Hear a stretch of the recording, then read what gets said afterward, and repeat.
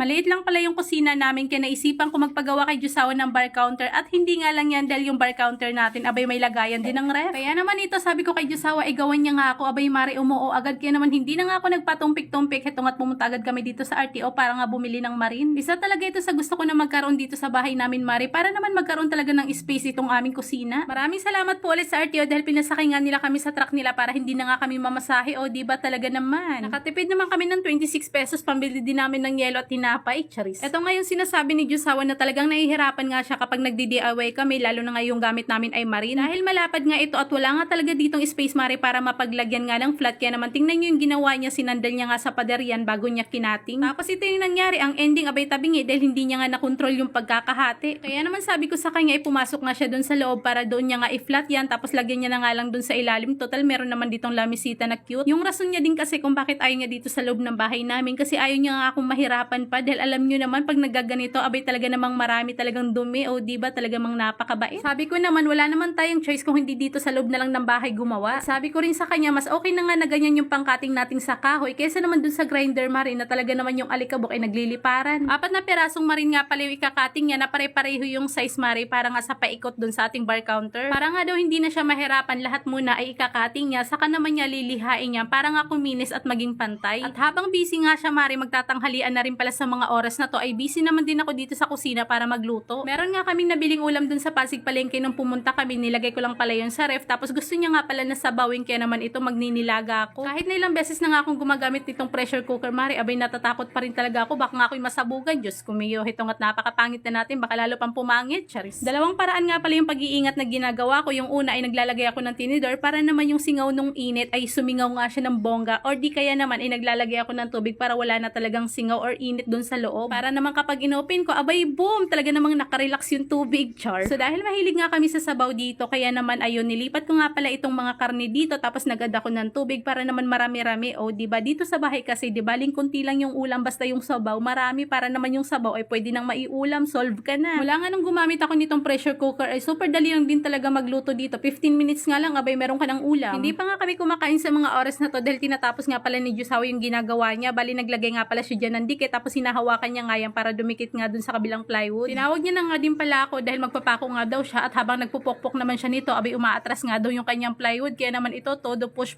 tayo dyan. Matagal ko na talagang gustong magkaroon ng bar counter pero hindi nga matuloy-tuloy gawa nga nang wala talaga kaming extrang budget. Pero dahil nga ito ay feeling vloggerist tayo kaya naman kahit paano mara ay sumasahod na tayo at isa nga talaga ito sa katas natin. Ito nga yung mga sobra-sobra pa sa mga sahod natin o diba talaga namang nakakatuwa dahil sa bawat sahod natin ay meron nga tayong nagagawa sa loob ng bahay. Marami din talaga akong gustong bilhin sa sarili ko pero mas inuuna ko ngayon sa loob ng bahay para naman kahit paano ay mabawasan din talaga yung aking mga sakit sa mata. Opo mga mi, masakit po talaga sa mata kapag yung bahay mo ay makala tapos hindi pa naka-organize tapos masikip pa parang lahat-lahat na ganon. Kaya naman sa every time English yan, kaya naman every time talaga na meron akong naiisip tapos gusto kong ipagawa abay talaga naman yung puso ko tagang heartbeat malala. Char. Sabi ko nga sa inyo yung gagawin nga pala naming bar counter ay hindi nga lang basta-basta dahil dito nga ay pwede namin ipasok yung ref at lagayan na rin ng mga kaldero. Sa totoo lang hindi ko talaga expect mari na ganito kaganda yung kalalabasan ng ginawa naming dalawa. Yung dapat pala namin gagamitin sa paggawa ng bar counter ay yung paleta dahil ito nga yung paleta na sample na pinupunasan ko pero hindi nga siya masyadong makinis kaya sabi ko sa kanya ay tama lang yung dalawa yung bilihin namin. Kaya naman ayun bumili nga kami ng marin mari tapos ito nga palang ginagawa niya ay yung paletang isa ay ilalagay niya nga pala dun sa pinakaharap ng bar counter. Hindi ko nga kasi pinaubos yung plywood ng cutting dahil meron pa nga akong ipapagawa doon kaya naman ito nga yung naisip ko na ito na lang yung gawin naming harapan. Total naman okay lang sa akin na medyo pangit yan dahil tatakpan naman natin yan mari ng floated panel. O di ba may pa floated panel pa? Pinagtatanggal na muna yung alikabok bago pinasok. Oy pinasok! So ito na nga gibayawan na baya na mo kay hashtagin bog ata. Sabi ko sa kanya ibaba na muna natin dahil parang ang sakit sa kamay. At dito nga pala namin siya ipupwesto mari dahil itong bar counter na to ay magiging lamesa namin at magiging coffee area na rin. O di ba talaga naman? So ito yung mga patungan natin ng mga kaldero at yung dito na side ay lagayan natin yan ng ref. Medyo mahaba na rin pala yung ating video kaya naman bukas pala ay mag-varnish nga tayo para mas makita natin yung ganda nitong bar counter na ginawa namin.